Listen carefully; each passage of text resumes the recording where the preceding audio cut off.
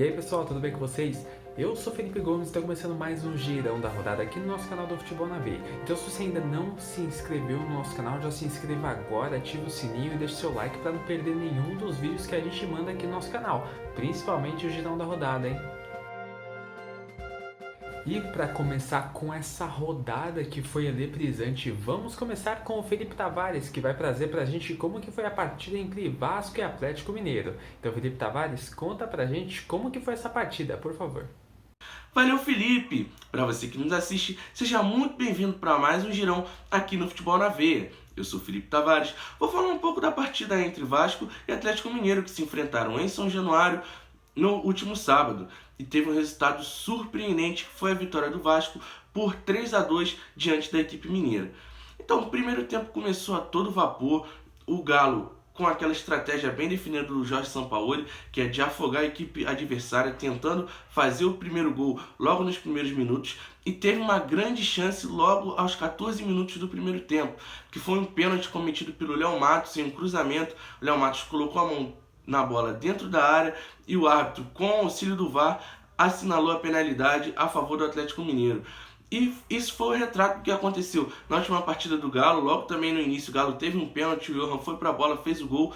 Porém, nessa partida de sábado, o Johan não conseguiu converter a cobrança. Ele partiu para a bola bateu na trave e no rebote ele pegou, chutou para o gol, mas já estava tudo parado. E o Johan desperdiçou uma grande oportunidade para o Galo sair na frente e ter mais tranquilidade para o restante da partida. Após esse pênalti perdido, o Atlético entrou meio que em parafusos, o Vasco melhorou na partida ali, na sua estratégia reativa, conseguiu encaixar alguns contra-ataques, assustando o gol do goleiro Everson, e o Atlético meio que se perdeu na partida, começou a ficar meio inseguro na defesa, o ataque não conseguiu produzir muita coisa, e o Vasco se aproveitou disso.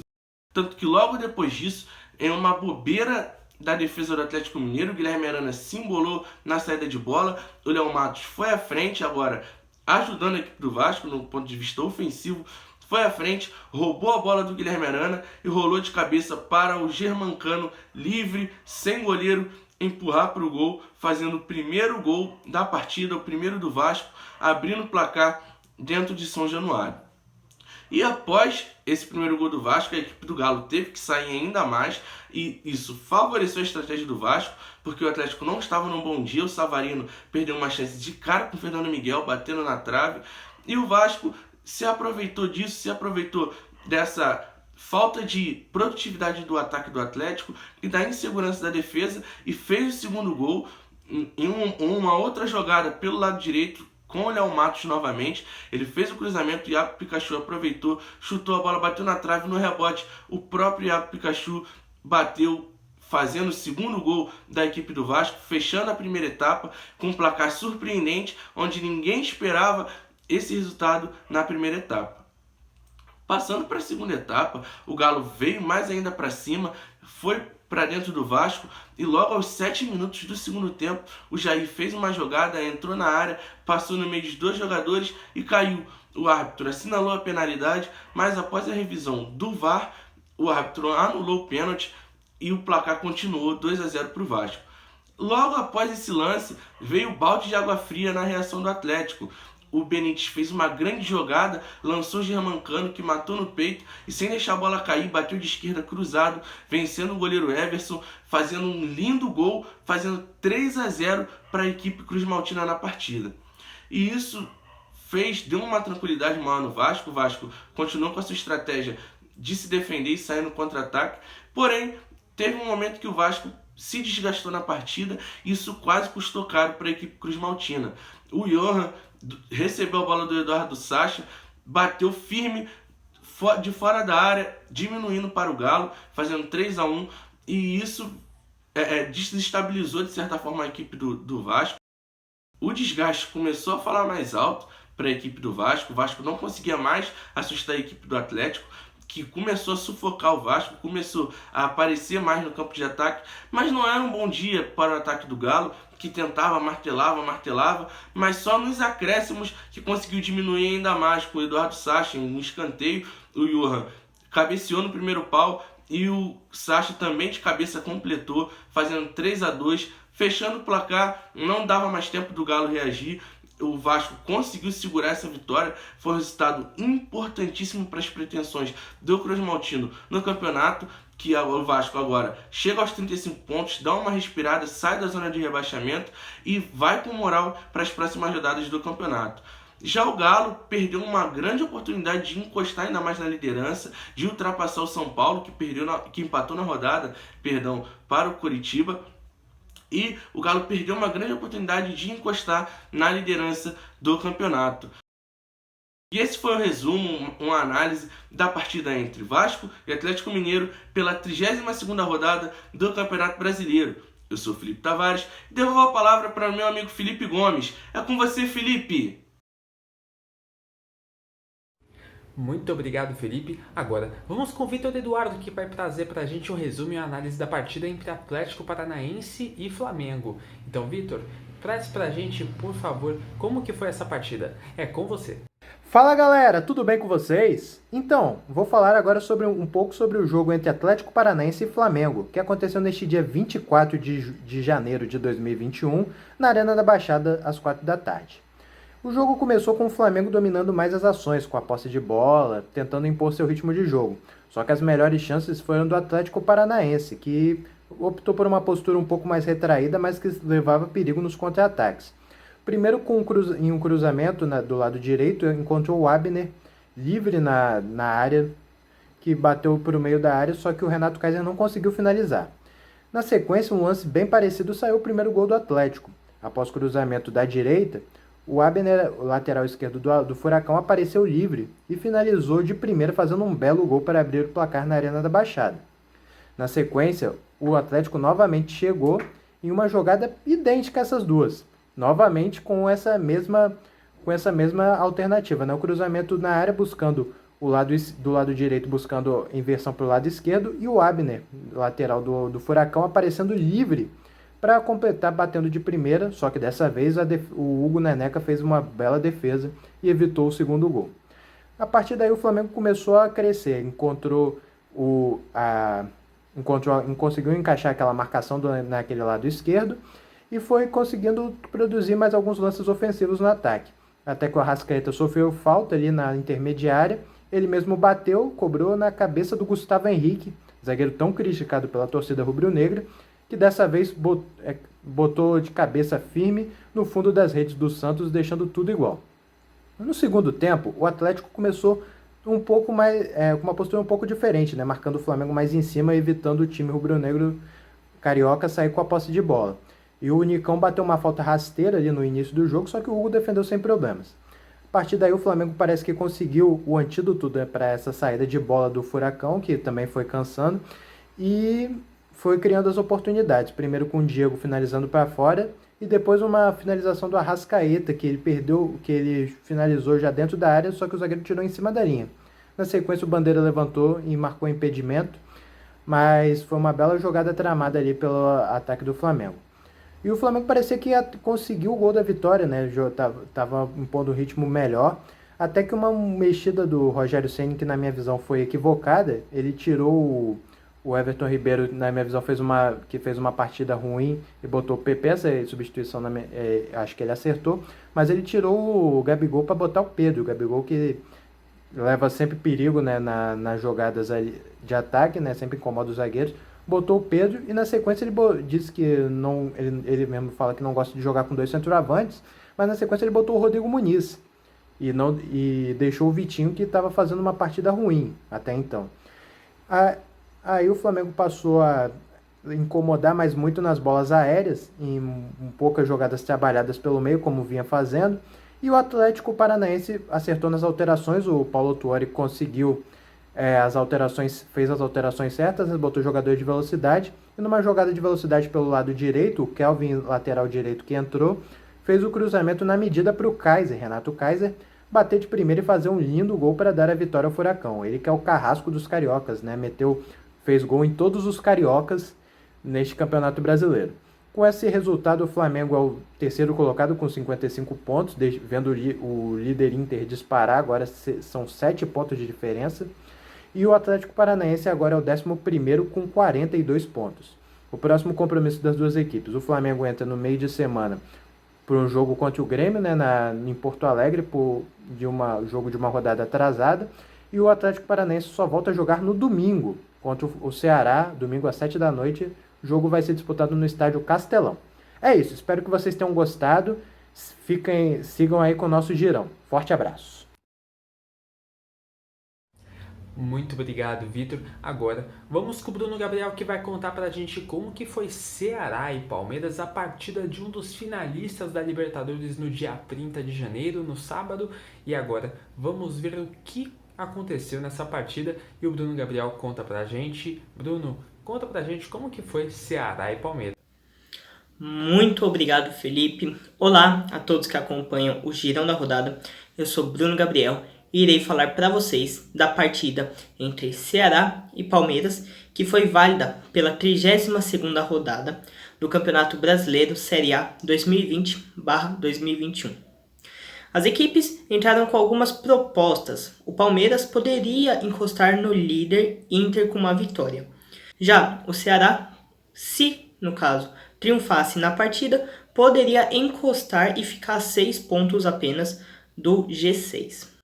A partida começou bem movimentada, tendo grandes chances para cada um dos lados. Contudo, os mandantes acabaram saindo na frente, após Gustavo Scarpa matar a bola de um jeito mal, deixando ela livre para Lima, que ainda driblou mais um defensor do Palmeiras e balançou as redes do goleiro Jailson, fazendo 1-0 para o Vozão.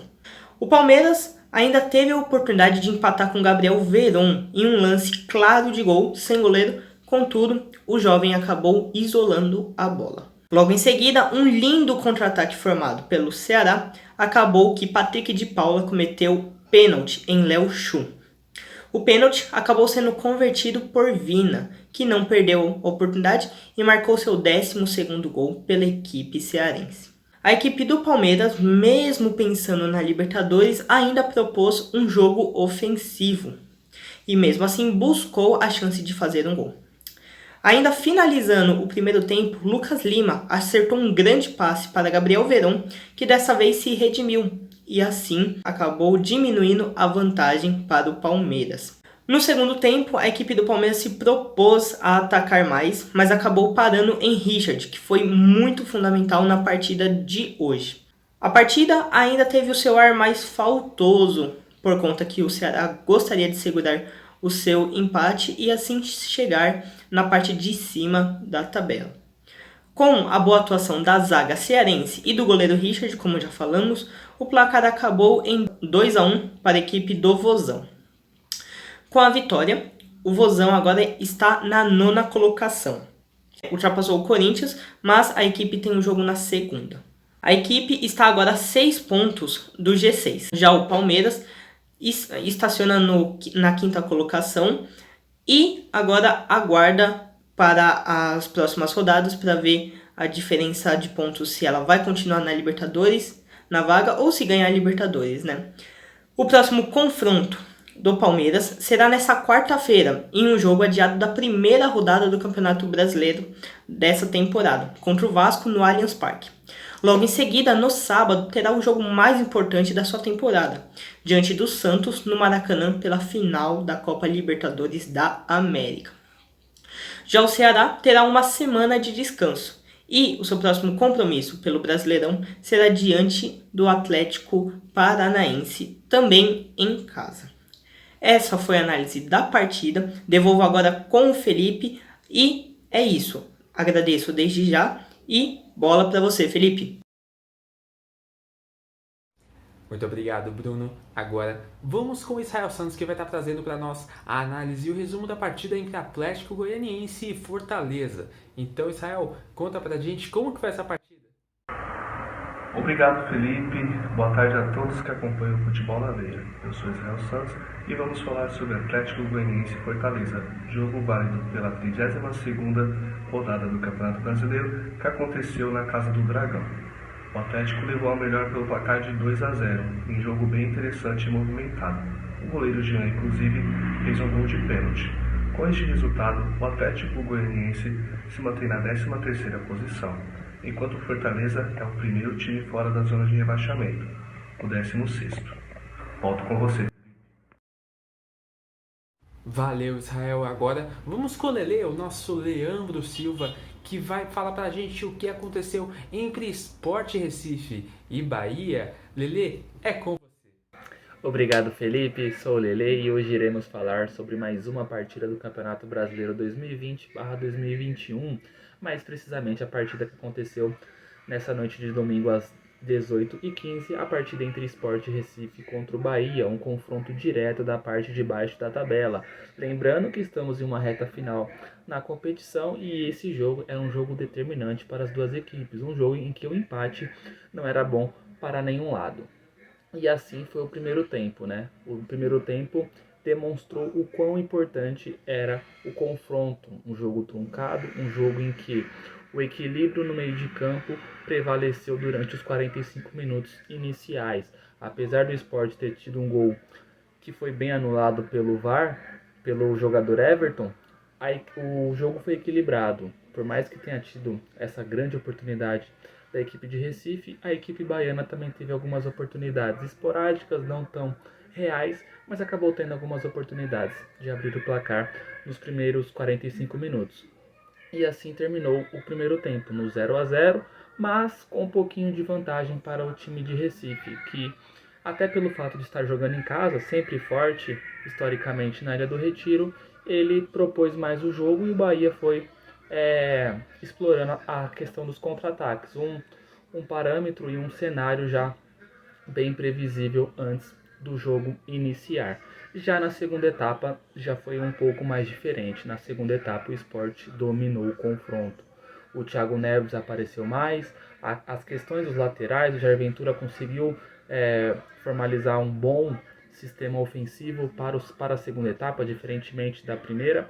O Sport demonstrou mais interesse em vencer a partida, a equipe do Bahia ficou muito retraída, tentando explorar da mesma maneira no primeiro tempo dos contra-ataques, mas de uma maneira muito mais recuada, voltando muito com as linhas defensivas, e aí chamou o Sport para o seu campo, e aí o Sport não hesitou e não perdoou. Primeiramente pelo golaço de bicicleta do Thiago Neves, um jogador que, se o Sport terminar o campeonato permanecendo na Série A, deve muito ao trabalho do Jair Ventura, que é um trabalho que já colocou o Sport próximo de vagas em competições continentais, como a Sul-Americana, e ficou muito próximo até de uma zona de Libertadores no início do campeonato, e tanto pelo fato agora, de mesmo com muita pressão, permanecer um trabalho sólido, tanto defensivamente quanto ofensivamente. Mas para esse trabalho ofensivamente dar certo com o trabalho do Jair Ventura, o Thiago Neves ele é essencial. E mais uma vez, como nas últimas 4 vitórias do Sport Recife,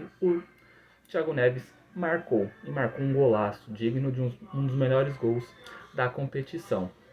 E aí no fim do jogo o Sport Recife aumentou o placar, decretando a vitória por 2-0 em cima do Bahia, um resultado que não livra matematicamente o Sport do risco de ser rebaixado, mas já dá aquela respirada. O Sport continua com seus 35 pontos, 3 a mais do primeiro time na zona de rebaixamento, curiosamente, o Bahia. Lembrando que as equipes entrou na rodada com o mesmo número de pontos, então mostrando ainda mais um fator importante desse confronto. Sendo assim, o Sport com 35 pontos dá uma respirada, junto com o Vasco agora com o número de pontos, mesmo tendo 3 pontos a mais que o primeiro time na zona de rebaixamento, que é o Bahia. Essa vitória mostra ao Sport que ele tem muitas condições técnicas e até mesmo de tabela de permanecer na Série A na próxima temporada. Já pelo outro lado, a equipe do Bahia tem muito a se preocupar. O time do Bahia não consegue vencer em casa, não consegue vencer fora, não consegue manter bons resultados. A equipe já há um bom tempo não consegue ficar 2 rodadas sem perder, então há sinal vermelho total para a equipe baiana, que já há algum tempo está ativa na Série A. Então foi isso. Sport venceu por 1-0 o Bahia nesse confronto nordestino direto na parte de baixo da tabela. E é isso, galerinha. Sou o Lelê, direto para o Girão FNV. Valeu, Leandro. Agora vamos com o Ian, que vai falar sobre a partida do outro finalista da Libertadores, o Santos Futebol Clube, que enfrentou o Goiás numa partida de tantas reviravoltas que foi de arrepiar. Então, o Ian vai contar para vocês como que foi Santos e Goiás. Oi, Felipe, valeu. Nesse domingo o Santos recebeu o Goiás, 6h15. Foi o jogo na Vila Belmiro, foi a última exibição do time titular antes da final da Copa Libertadores e tinha tudo para ser um jogão.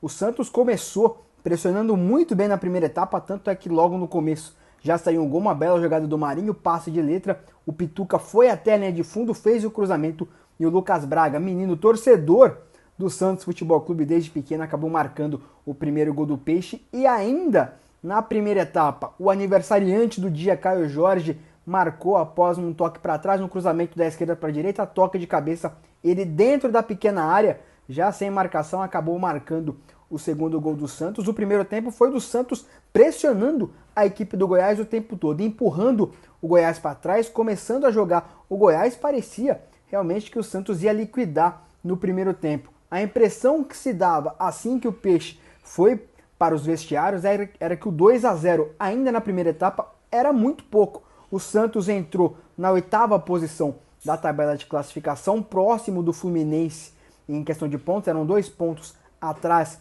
do Fluminense. O Goiás era o penúltimo colocado na tabela de classificação, então a forma com que o Santos vinha jogando na primeira etapa e também o futebol apresentado pelas duas equipes dava a impressão de que seria um jogo tranquilo para o Santos, que os 3 pontos já estavam garantidos no bolso do Peixe. Mas não foi bem assim que aconteceu.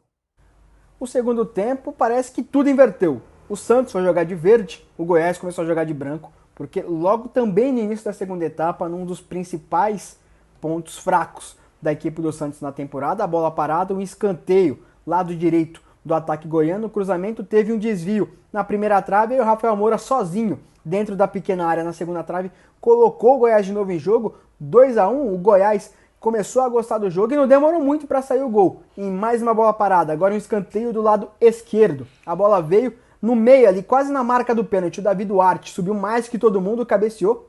Ela caprichosamente ainda tocou no travessão. O John não teve nada para fazer nas duas intervenções. O Goiás acabou empatando em 2-2, um jogo que estava 2-0 para o Santos. O Goiás foi atrás do 2-2 e não ficou por aí. Continuou pressionando a equipe do Santos, atacando, fechando o espaço lá na frente, até que chegou uma das principais jogadas da segunda etapa, talvez do jogo, muito polêmico, um pênalti dentro da área. O Felipe Jonathan acabou puxando o atacante do Goiás, houve a revisão da jogada, muita gente acha que a falta foi fora da área, o início, que nem foi falta, que o jogador goiano acabou se jogando, mas o árbitro da partida acabou anotando a penalidade e o Santos, que estava com 2-0 a favor no primeiro tempo, se viu no segundo tempo, próximo dos 20 minutos, com um 2-2 e um pênalti contra. O Fernandão foi para a bola, bateu muito bem. John de um lado, bola do outro, gol do Goiás, o terceiro dos goianos na partida, virando o jogo. E aí o Santos partiu para cima, começou a abrir espaço. O Felipe Jonathan tocou para trás, o Luan Pérez se embananou com a bola. O Rafael Moura, muito ligado na partida, tomou a bola do zagueiro, deu um drible nele e muito perto ali da entrada da área, próximo da meia-lua, a lá Ronaldo Fenômeno no Campeonato Paulista de 2009, percebeu o John bem adiantado, fez aquela cavada bonita e a bola foi morrer no fundo do gol. E aí, mais de 30 minutos, 4-2 para o Goiás, o Santos começou a partir no desespero, até que a bola caiu no pé do Marinho, que estava um bom tempo sem marcar gol pelo Campeonato Brasileiro, ele entrou na área, driblou, passou por um, passou por dois, quando ia finalizar de perna direita, acabou sendo puxado, e aí o árbitro nem precisou do árbitro de vídeo não, foi lá, anotou o pênalti que ele mesmo, Marinho, foi pra bola, bateu, 4-3, o Santos começou a pressionar a equipe do Goiás, mas não deu certo, a jogada terminou em 4-3, o Santos começou ganhando 2-0, tomou a virada, perdeu de 4-3, provavelmente no último jogo do time titular, antes da final da Copa Libertadores da América. É com você, Felipe. Valeu, Ian. Agora, vamos com a partida que vai encerrar o nosso girão da rodada, que o Leonardo vai trazer pra gente como que foi Fluminense e Botafogo, o clássico carioca que pegou fogo, viu? Então, Leonardo, traz pra gente a análise e o resumo de como foi Fluminense e Botafogo. Fala você ligado aqui no Futebol na Veia.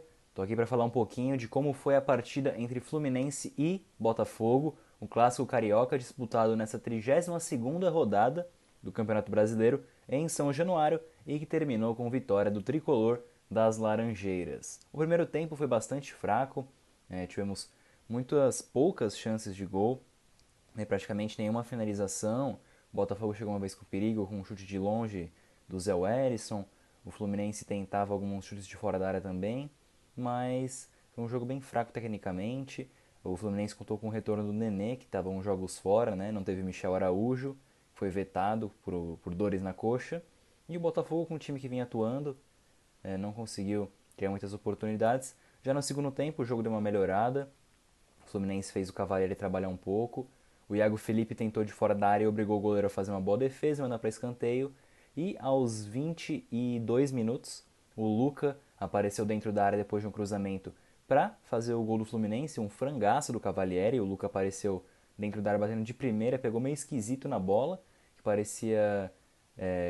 que era muito defensável, foi em cima do Cavalieri, ele se agachou para pegar, a bola bateu na mão dele e entrou no fundo do gol, 1-0 para o Fluminense. E a situação do Botafogo foi ainda mais desesperadora, A equipe teve só uma chance, uma cobrança de falta que assustou o goleiro tricolor, mas nada de reação. O Fluminense seguiu melhor na partida e conseguiu fazer o segundo gol no finalzinho. O Wellington Silva sofreu um pênalti ali marcado pela Edna Alves, a juíza da partida. Ele mesmo foi para a cobrança no último lance do jogo, bateu, o Diego Cavalieri acertou o canto, mas a bola foi bem no cantinho, sem chance para o goleirão. 2-0 para o Fluminense. E mais uma derrota aí para o Botafogo, que segue na lanterna do campeonato, segue sem vencer em 2021 e uma péssima sequência negativa aí de apenas um resultado positivo em 13 jogos. Então a equipe segue na lanterna, cada vez menos chances de se salvar do rebaixamento, e enquanto isso o Fluminense segue no topo, ali brigando, por que não, por uma vaga na Libertadores. O time tem 50 pontos, um a menos que o Grêmio ali, por exemplo, mas tem um jogo a menos. Só que tudo pode acontecer nesse campeonato maluco. Então eu volto aí com o Felipe. Esse foi o jogo entre Fluminense e Botafogo, clássico carioca, 2-0 pro Flusão. Pessoal, muito obrigado. Esse foi mais um vídeo do Girando a Rodada no YouTube, aqui do Futebol na Veia. Então já deixa o seu like, se inscreva no nosso canal, ative o sininho. Se você ainda não conhece a gente, todos os links das nossas redes sociais estão aqui na nossa descrição. Então já ative o sininho, como eu disse, deixa o seu like, comente o que você achou dessa rodada, ou comente alguma sugestão de vídeo, de conteúdo, ou do que você até queira ver aqui no nosso canal. Eu sou Felipe Gomes, esse foi mais um Girão da Rodada de 2021, pessoal.